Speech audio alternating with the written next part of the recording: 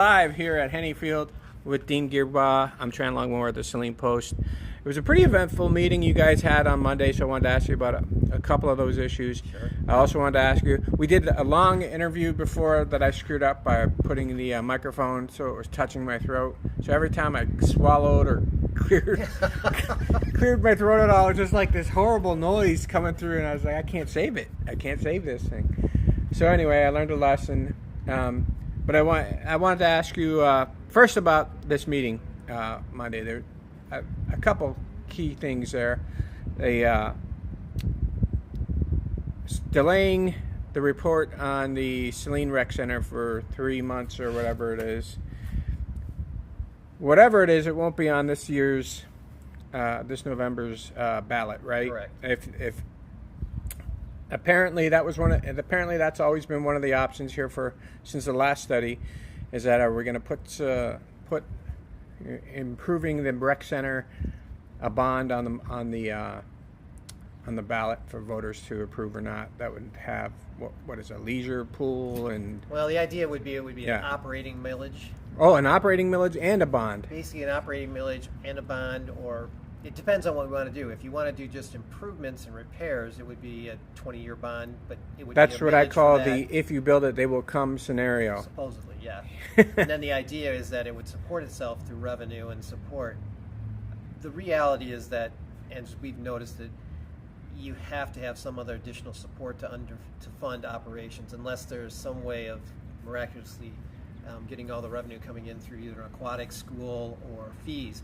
And we know that there's a point at which we can raise the fees to which no one's going to pay, because there's competition in town now with basically Planet Fitness and the other ones. So you guys are waiting on information from not Wade Trim, Plant Moran. Plant Moran on they're auditing the rec center operations right now? Correct.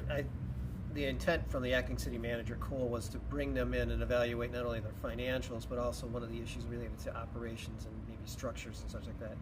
I know from my work just recently with the rec center task force, a lot of concerns that have come up from some of the other experts, the other rec center managers and such and things of that, are they're looking at the whole revamping, a whole reassessment of organization, what we're doing, leadership, what things should we do, what things shouldn't we do. Mm-hmm. And so Plant Moran will assist with that to even look to see are the things that we're doing cost-wise and revenue-wise feasible, and what needs to be a truly either a subsidy or what else we can do.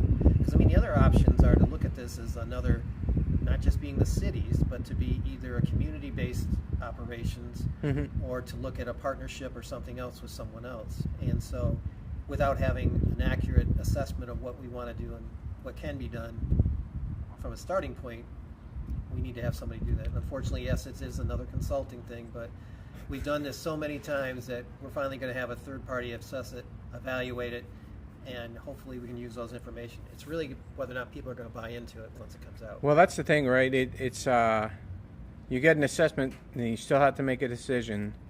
You're going to have all these numbers and some data and some facts, but you can always spin data and facts, and you can say, yeah, but we're going to do this and this is going to work. So there's a lot of different ways that can go, and we're going to change numbers by doing this.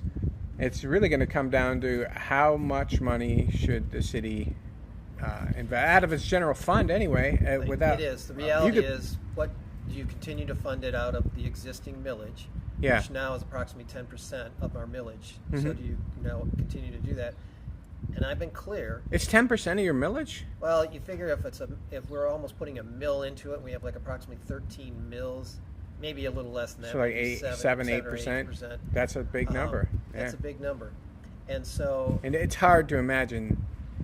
yeah, and if you had a steady, amount, or if it's only going up by inflation, it wouldn't be such an issue because you could assess that, Mm-hmm. kind of do that. But we've seen it's doubled in the amount of support from like 200,000 up to 500,000, and then we haven't even addressed the capital needs. One of the surprising things about the capital needs is that was always kind of the unwritten rule, right? Was that the city was going to cover the capital needs, but we want this thing to be no more than $100,000, if that. out of Well, the. if you go back to our capital improvement plan, which I kind of was looking at, one that was done back in 21, we had identified approximately $200,000, $250,000 every year to be supported for capital needs improvement through 26. Yeah. Well, that money turned into be all operating support. So there wasn't any money Right. assessed to be able to support true improvements to the plan. Mm-hmm. Well, what do you see? What do you want to see? Do you want to see it go to the voters? I mean, in a way, that's a good thing for city council. It takes. Well, the truth of it is, I think it's the community has to make a decision. Do they want to provide more funds to support it? Because we have lost opportunity costs. Those funds, I mean, we've almost spent $3.5 million. Luckily, $1 million of it came from some ARPA funds, but all those funds helped to either subsidize shifted funds to cover whatever. But that's $2.5 million we couldn't spend on other operations. And so our parks, I truly feel our parks are failing because of that. Neglected you can a look little up, you can look Mill Pond, you can look at Peoples, you can look at the other ones. And they're not the level of what our parks were 10, 15, 20 years ago. Yeah. And then if you bring it to the public, they'll make a decision, is this a priority? And everyone's selling it and saying so forth. If they agree to it, that's fine. Really what you're asking for is to give a steady stream of funds dedicated for that operation. It doesn't help improve other parks, although it should shift some of the money back to be available for other needs. It's just, though, we can take it off the books and say, yep, we've got a dedicated amount. This is what you have to subsidize, and you're going to have to figure out how to plug the hole. And if they can't plug the hole, then that's the bigger concern, that it's not an ongoing operation, or they have to scale back. It seemed. What's this message I'm getting here? Anyway, you take a look at the size of the city of Saline. It seems impossible for the voters, for the residents here to fund this, whatever this price is, because you're talking first of all about the operation, second of all about the improvements that they want to make, and then third of all just the ongoing maintenance. It's a lot of money potentially to spend here, and there's a lot of good things they do at the rec center, right? But can a city of 10,000 people do it? And if they come back to you and say, I think you guys got to look for whether it's running it in a partnership with other townships or a district, an authority like they have in some places, then you got to figure out politically how that's going to get done. In the meantime, you're losing money hand over fist.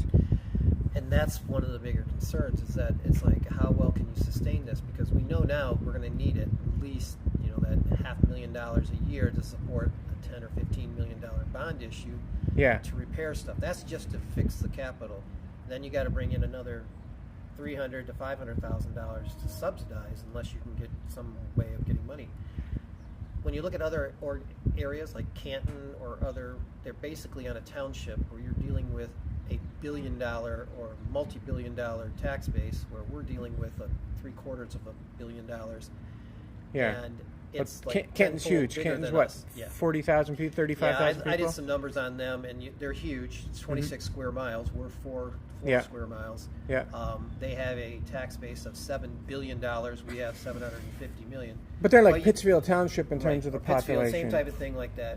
But if you look at some of the other smaller cities like Tecumseh, fortunately, their community pool is part of the schools. Yeah.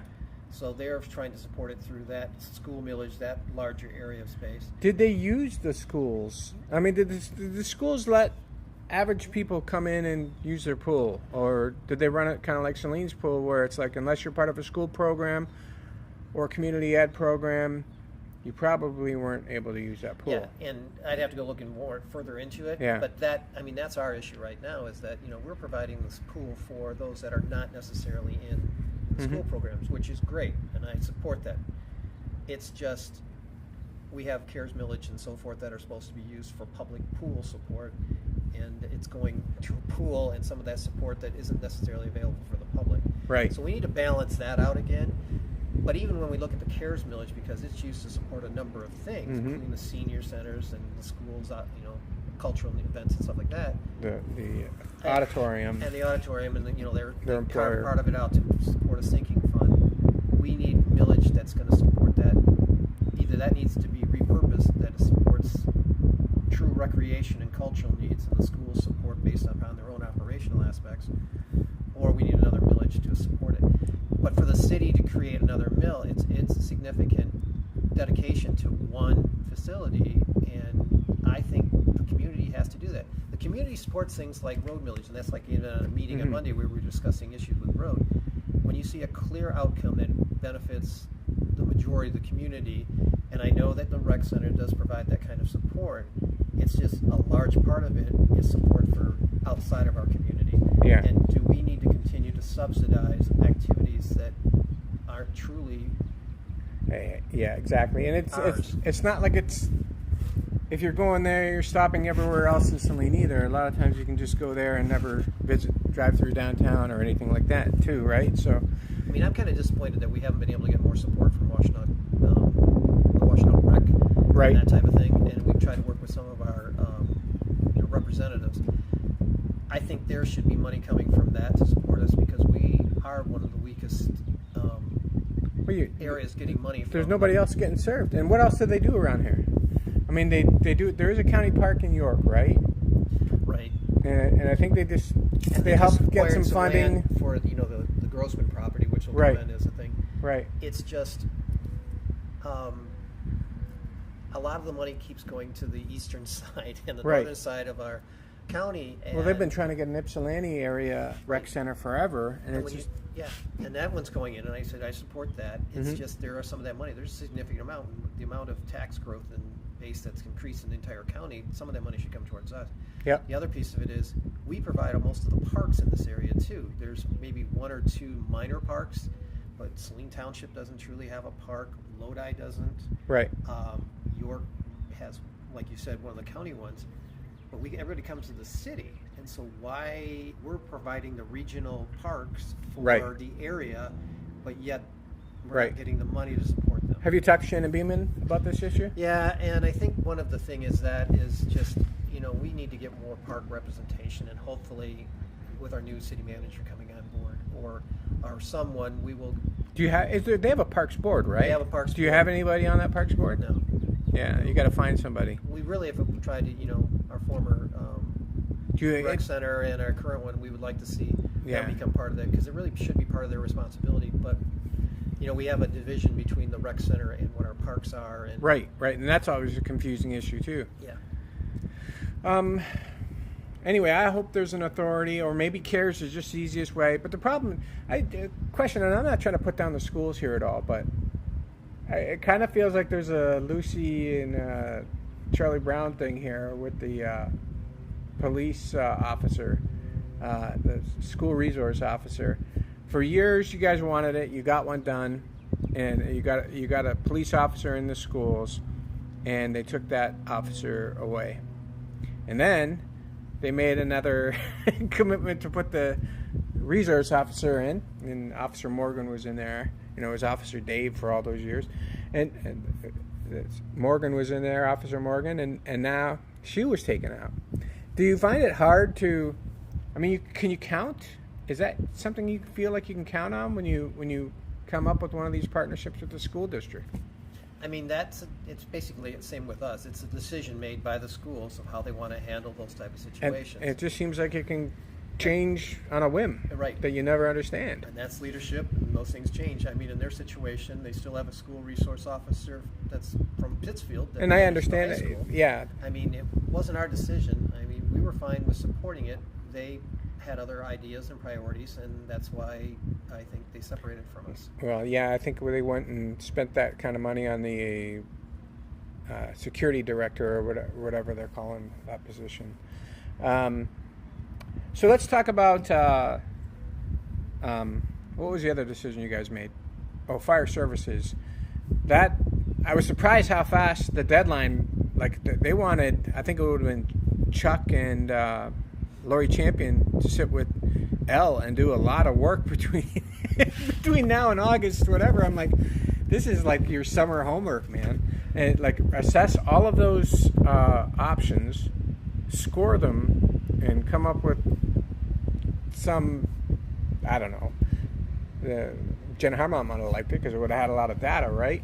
But that seemed like a lot of work to put on those members of the fire authority and your city manager, your acting city manager, between now and the end of August. And in many ways, I think you put that out to mid-August or mid-September now, but it still basically has to be done and approved by you guys in early September, right?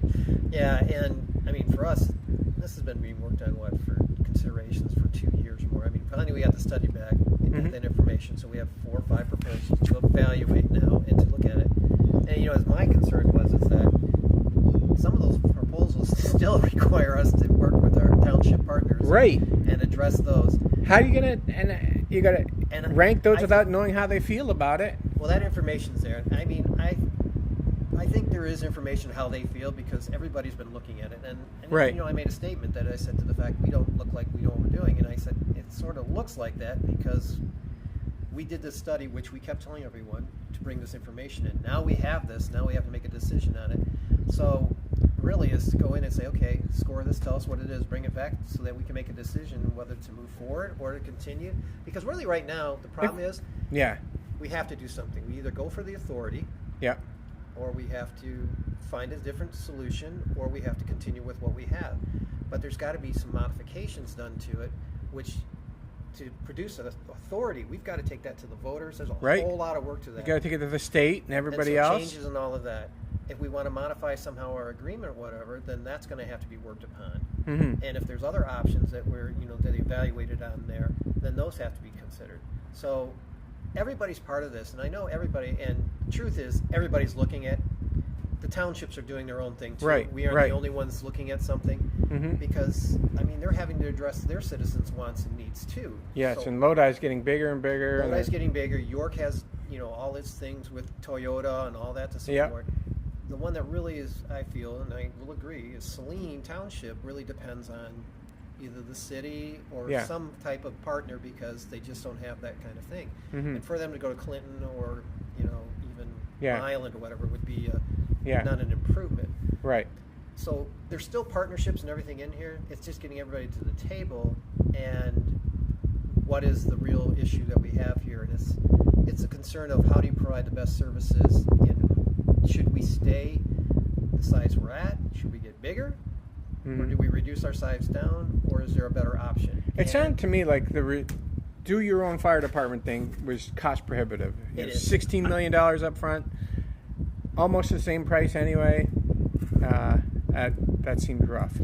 That would be rough, and I mean, but that's what every community's facing. I mean, Sile's doing the same thing. Milan, all of them are saying, well, why are we not moving more towards a bigger regional approach to this? Because mutual aid is really what's saving all of us. Yeah, we depend on each other. Fire department, but if we have multiple fires or multiple major disaster, you're SOL when you're the one small firm or one small fire department. Yeah, that's true. I mean, but I think from what I know, the firefighters they like mutual aid. And their adrenaline gets going on some of these bigger calls, and that's why a lot of times what they imagined what the job was when they took the job on. So as long as the cities are okay with it, because it's always going to be Pittsfield that's taking a lot of the brunt of this. It's always going to be Ann Arbor taking a lot of the brunt of this. I think they're part of mutual aid because I heard something. Well, yeah, I mean, and that's really the issue is if you want a ladder truck or something for a major fire of that nation, you have to either go to Ann Arbor or you have to go to Pittsfield. Yeah. And one of the issues there is like if one of those are down, you're down to one. So that's the issue. It's like equipment and capital are just almost unattainable anymore when you're a smaller unit or whatever. So for us, a fire truck that used to be maybe $500,000 is now $1.5 million or more. Yeah. And that's why the study tried to identify those things. And we look at our... But as you know with regional, as you can tell just with the parks, you go to a regional, it's more economical, but maybe they never listen to your area of the county. Well, and that's kind of the thing is like when you look at the city, luckily is compact, and we have our own. Basically, we have our own fire suppression system. We have our hydrants in our water system and everything. Yeah. The other ones don't necessarily have that, so you have to provide for that. Yeah. And then you're talking about these larger areas to which you got to reach all the way out to, another 6 miles across and 6 miles. So you're running back and forth. and its location, and all that. Which way do you see this going ultimately? Like, looking at those options. I really thought there were only two real options, but I could be wrong. I mean, I think you look at the authority. Mm-hmm. I think the issue with the authority is it becomes its own taxing entity, and it's really Yep. trying to figure out. You still have the same 4 individuals trying to do it, but at least it becomes its own independent agency, and it's responsible for its own liabilities, its Yep. own expenses, and everything else. Yeah, So it removes it from the individual units. And it's not like all the township supervisors doing it and city council members doing it. It would be their own. They would have to either appoint or elect their own. Or I guess depending on how it goes. Depends on how it's set up and whatever. Right. But generally, you may have kind of like the library. The library board, It's right? sort of like that, similar. And Yeah. then the issue ends up being when you have that set up, it becomes its own taxing authority. Yeah. Can it run away with taxing that could be significant? I mean, if you look 4 to 5, 6 mills, that could be a significant hit on everyone. And it's like, Yeah. so what are we doing? And then you have to balance it out to decide: do you put a facility in every single township, and then you support all that? That's just a massive structure to which it's no Right. different than what we're looking at with the rec center. It feels like becomes you guys, over. where you are now, already have York Township pretty covered, right? Because it's only half of York Township. You get kind of far away down on the southeastern side. Lodi is pretty far away. Some of those Lodi calls you guys get, and I guess Saline Township. Oh, hold on. Oh, sorry about that. So anyway, it sounds like Lodi Township is a township right now that really needs something closer. I guess the western portion of Saline Township is, but they don't really have the population to support that sort of investment. Well, and I mean, that's kind of that's the reason why the Saline Fire Department ever was created back in the late 60s, and the way it got it was because they Mhm. needed something, but they Right. didn't know how to create it, and so they put it all together like they did. Now the issue ends up being more about, it's more money than it is about, and probably oversight in that kind of situation. And so when you look at it, now it's trying to figure out what is the best and most effective approach. I mean, for us in the city of Saline, the major issue is healthcare, health events where you're having to Right. send out the EMTs and do all To that every- kind of stuff. yeah. And so Yeah. we may have occasionally have a fire or whatever. But you don't actually drive them to the hospital, right? Unless it's emergency. Because doesn't like you provide the initial aid, and then the ambulance comes and takes them away. I defer to how that is. I can't be the expert on that. Yeah. It depends on the situation, I would think. But I know Right. a lot of it is, and as you're seeing, that whole issues are coming up related to ambulances, and all of that stuff is changing. So you're trying to evaluate that too. So there's so much of that to bring together, and the reason why we had that report done was to determine what are the options, and then to look at it, because it's the same thing. You need to assess everything and evaluate. It's just like And aren't the emergency ambulance companies in trouble in some cases right now, from what I've read? Well, I think what it is that individuals are doing something different. Like, as you look like Dexter and Sile and some of the ones are all having their own ambulances now. Instead of not referring to which again goes back to, okay, so we're all separating out of a situation, and when everybody does the exact same thing, then you're not making, cost-effective decisions, or are you learning economies of scale? Yeah. But you may be getting better service. It's just going to cost you more. A well-respected former fire official told me once we should just do it all out of a county fire department. And I don't want to say who it is, but I don't know.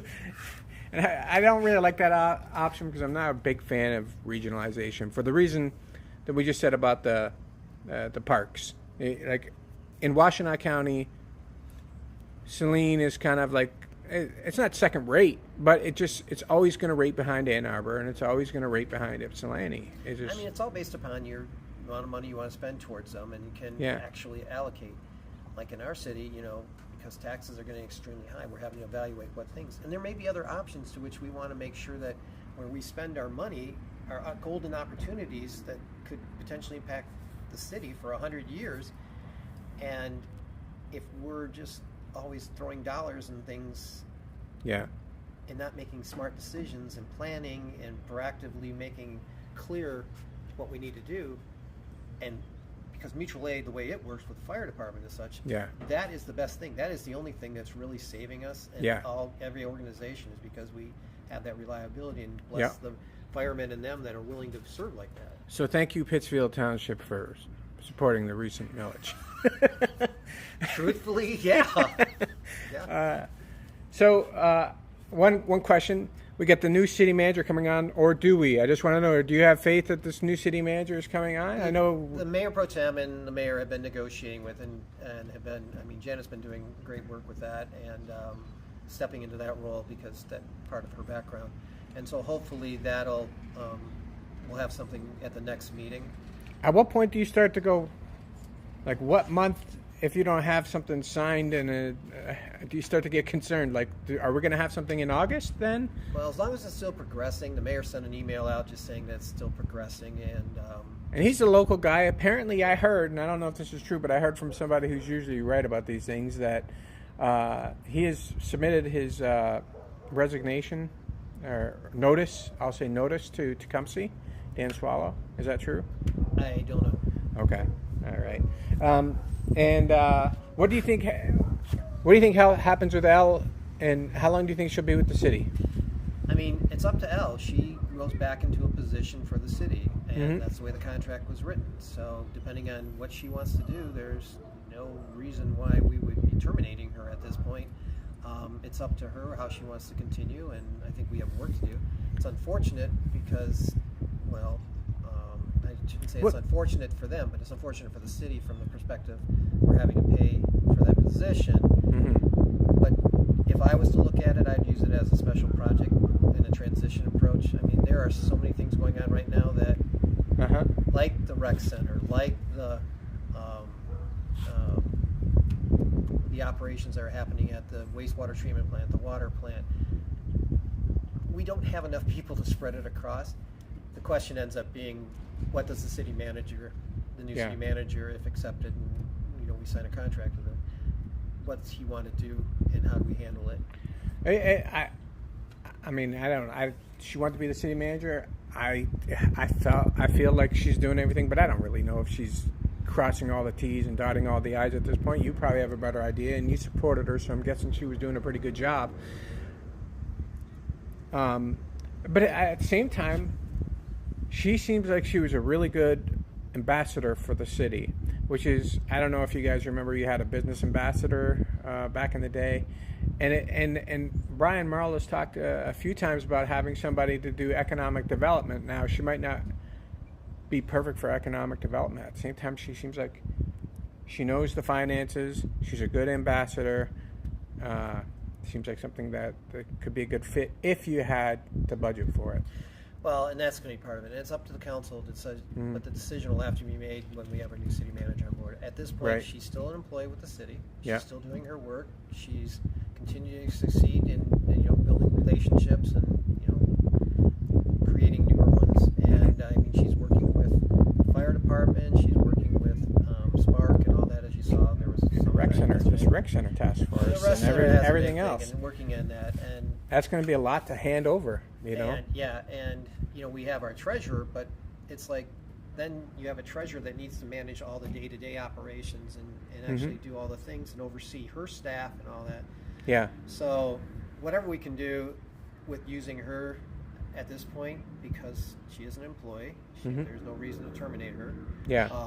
There is no reason to terminate her. How do you want to proceed forward? Yeah. And hey, we don't know what her plans are. Right, we don't know. That's not taking any of her. But for me, as long as she's working for us and performing at the level that she has been performing, we need to take advantage of that. One of the things, I just wanted to get this out there because it showed up twice, and I still haven't talked to Al about it. She told me she was going to get back to me this week. I'm like 2 months later. But anyway,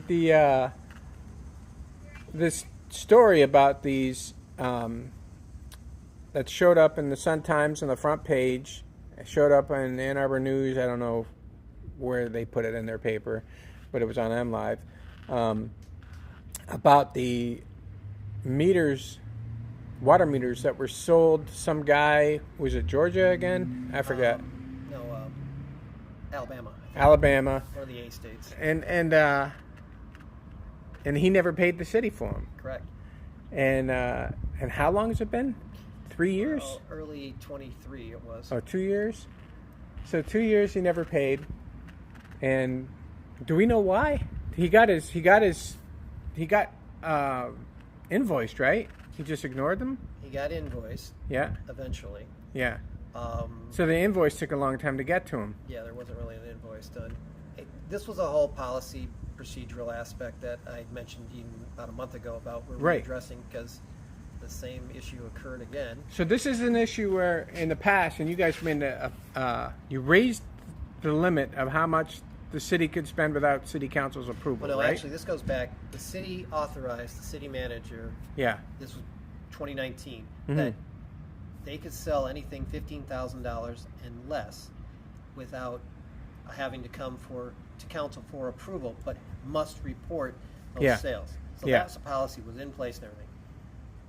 What happened was that policy wasn't followed. Right. So it wasn't reported to you? So it wasn't reported to us that it was sold. Mm-hmm. And I happened to be looking through the receivables and noticed that this receivable had been outstanding for a period of time and asked what was going on with it. And then that's where Treasurer Cole at the time was working with Larry Searles to figure out, well, what happened with everything. And then Larry Searles was the DPW director. DPW director, correct. And at some point, there was an invoice that was created shortly after those meters were sold or whatever. And then when that came up, then we found out that, they couldn't get it to collect, and then the guy wasn't paying, and so then Treasurer Cole referred it over to our police department to evaluate it. Right. And they did an investigation to determine what all had happened. And then that's when we learned, and then basically it went through the investigation, and then it finally went to the prosecutor's office. And then they finally issued a warrant. So when this first happened, were you trying to get the former city manager to take some action on this, or? Well, I was trying to find out what was going on with these. And I said, well, why are we not collecting? Why are we not collecting this invoice? Because anything over 120 days generally is a dead receivable. Yeah. Unless there's outstanding circumstances. Mm-hmm. But that came up, and then this other one, I said, well, why aren't we collecting these? Because there was an issue a few years ago when I first got on council, actually many years ago, that certain receivables weren't being followed up. Mm-hmm. And Elle had been really good on this, and she'd look at this and thought there was something was happening with it. But then when we started getting into more and more in the investigation, that's where you found out. And really, I wanted the city manager to address this issue because that was a significant loss in value to our community. Sure. Yeah, that's a car, right? Failure to follow the policy. Half a car. I mean, this wasn't the first time that individual, the DPW manager, didn't follow policy. And I'm like, what are you doing about this? Mm-hmm. And then it got to the point where it's like we discovered another situation with a receivable. And I'm like, what are you doing about this? Yeah. Was that also in the DPW? No, that one was in the water plant. Okay. So when, how happy were you to see as a city council member, Elle get on this, pay attention to this, and act on it? I believe that was one of the reasons why you liked the way she was doing her job, right? Well, for me, it's always been the issue of accountability and tracking things, and those are the basic necessities of a good operation. And you look at that, there's reasons why things don't get collected. There's reasons why things don't happen. Yeah. But when you start digging into something and it's a policy violation and it has a significant to $100,000 value to it, there's things that are material. Mm-hmm. And that was material, even though the auditors would say, in the big scheme of the millions of dollars we manage it, it isn't material. But the situation, the fact that there's policies in place, it was just showing there's a gap in our operations, which is something that our auditors and everybody keep wanting to review. Right. And I'm sounding like an accountant, but it goes back to make sure that things are being done correctly. It's no differently with the process that we have at the wastewater treatment plant or at the water plant or when we do roads. A, B, C, and D are supposed to be followed, and when they aren't, you end up having either hiccups or problems. So the if it would have been over $15,000, it would have been on the agenda as something that you guys had to approve for the sale of it. Yeah. And it would have got a lot more attention. But it was what was the final sales price? It was like Well, that's where they're $14,950. And that's when you start looking at you start putting things together and like, wait a minute, what? Right. For anybody that was looking at, you put that together, and that's why where our investigation did what it did and identified it. So the question is, it's like, what are policy problems or violations that you have to address? But what was the intent after what happened with it? And the fact that the guy's not going to pay us and admitted that he wasn't going to pay us, that's fraud, that's theft. So then you're dealing with that issue. The bigger part was, in our policy, was who evaluated it and identified the cost of those meters, when now we've gone back and sold some other meters. We continue to replace meters, have identified that the value of those meters was likely close to six figures. Mm-hmm. Then that becomes, what is our process and policy for handling to make sure that when we dispose of assets, that you're being accurate and getting proper documentation for it. The price tag, though, when you start to see these things come over the budget there on your bills and or reports, and you see something at $14,875, doesn't that right away now start to, oh, what's this?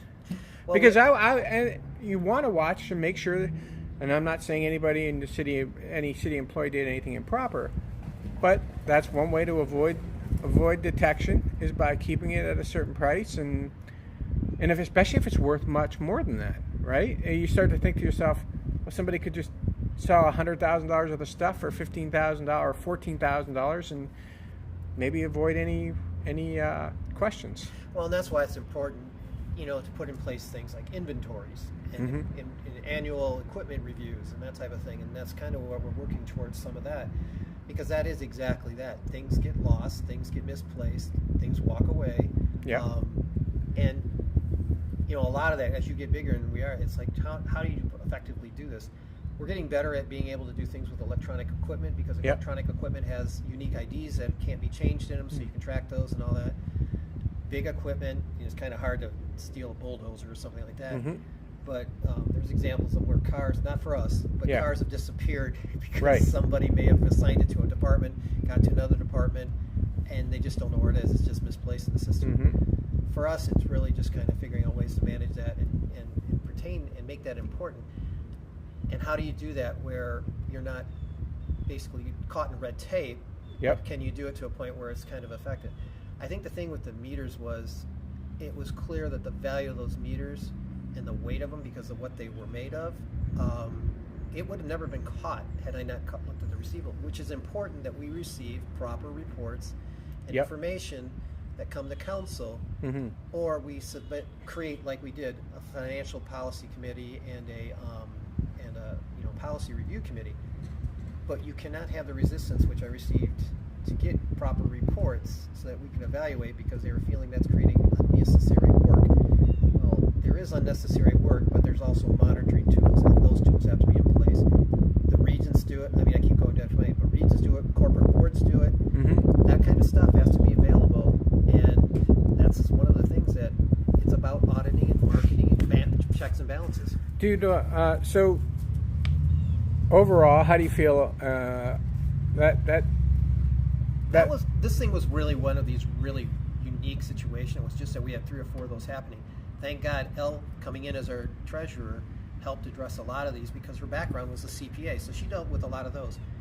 We also brought, because of the risk management group, we brought forward additional requests, which we're hoping and need to be put in place to make sure that these things happen. Was it your opinion that some of these, one of the reasons why she wasn't looked on well by some of the city council members was she was too willing to look into some of these things and take action on some of these things and bring potential negative attention, or I don't know, you can ruffle feathers when you start making people accountable, or if you're evaluating, and so that happens in every organization. Right.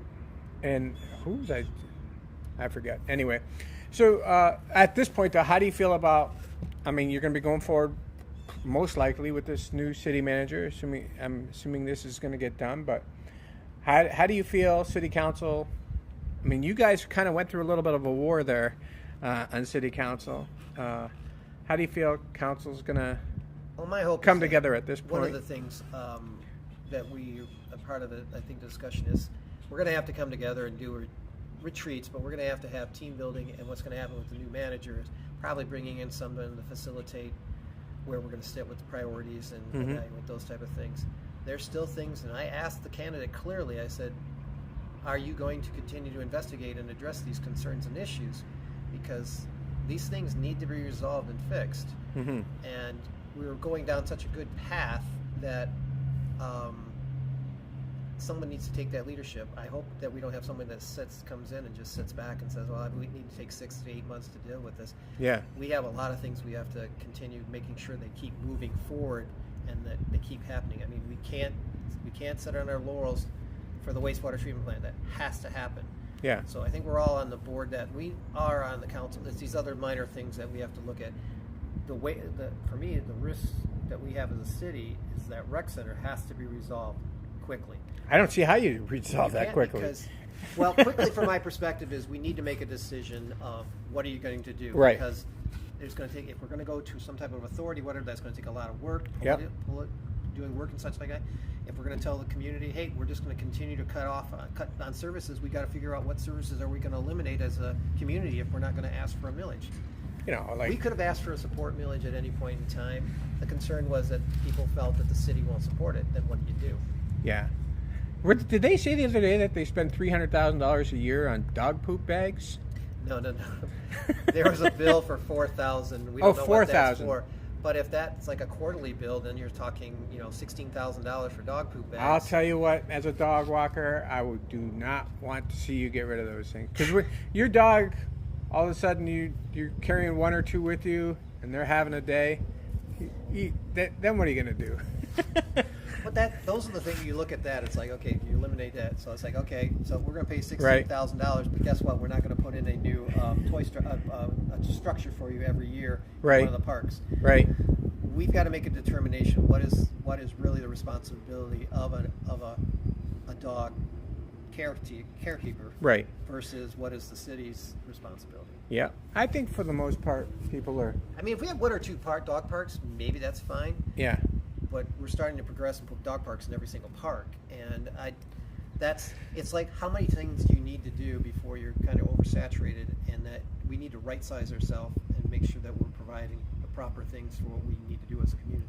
Wouldn't this be a beautiful showpiece in a recreational authority, Henne Field here? It's a beautiful facility. Yeah. I mean, and that's why this is probably, fortunately, a lot of this has happened because of the foundation and the schools and everything, and this is one of the examples that I think it's become one of the best parks that we have. But again, the money's coming from the schools that help support it. Yeah. And the foundation. I mean, luckily this structure was built by Rotary. The Rotary. And that's where I think those are the type of things that work well. It's just, for us as a city, we have 6 of these. Yeah. Yeah. Or more. But I mean, those are the things you expect. It's crazy to me. It's still crazy. It was still crazy to me to think about when you guys had the meeting and all the people from York Township came to tell you, keep spending on the rec center. It's just, I understand why they want it. And, we were dropping, our hockey group was dropping $50,000 a year in the Livonia Rec Center in rentals. And so we would not want to see that place close. And they did close our hockey place to do, just because they needed to make some room, as they had built a senior center attached to it. Right. So that's going to be starting again soon. We didn't live there, and we lost those opportunities where you could have moved the senior center next to the rec center and combined that together and made it more synergy. But there were decisions made that were done outside. It's like that is. And you there's a lot of space around that, but maybe they like the rec center, and it's so attached to the schools. The school system and community ed. So. Overall, you're pretty good. Looking forward to working with Mr. Swallow, Dan Swallow. Looking forward to keeping our community moving ahead. There's a lot of things we need to do, and I feel that part of this whole search and everything has made it clear that what our community wants as priorities. They want people that are going to work for the city, work for the downtown, are clear and transparent. What do you think of the city council? 6 candidates for 3 spots. It's amazing. That's the first time in many years that we've had that many people running. But fortunately, because 2 people aren't running again, right? That probably triggered a lot. I think so, for sure. For me, it's just making sure that the candidates come in on board is that they want to continue to move our city forward, and we'll address the matters that we think are important. So how do you, I mean, I can't help but notice that a lot of the candidates are on the spectrum, are pretty much on the kind of on the left in a lot of ways. How much of that do you find yourself, how much of that really reaches down to the city council level? Like, not that much, right? Not that much. And I mean, for us, whether it's left or right, spending money and making. I mean, you look at me. I'm right. You're left. Extremely. I'm left, but I'm left. You're extremely conservative with money. Very right. conservative with money and right. making sure that accountability and all those things are very valuable aspects that I think, conservatives used to be known for, or were known for. Sure. And for my other side is that I'm very concerned about protecting people and their ability and their rights and their but do you think being Saline able to survive in our community? Sure. Do you feel like it's tough for people to survive in Saline right now? It's getting to be from the perspective of economic disadvantage and those type of things. I believe it's like everybody looks at Saline wanting to buy a home here. Oh, you can't afford a house in Saline even right yourself, now. We've had these conversations. I mean, I was just like him. I mean, I'm on the brink. I'm at the very end of a boomer, but part of, whatever the next generation X, whatever. Yeah.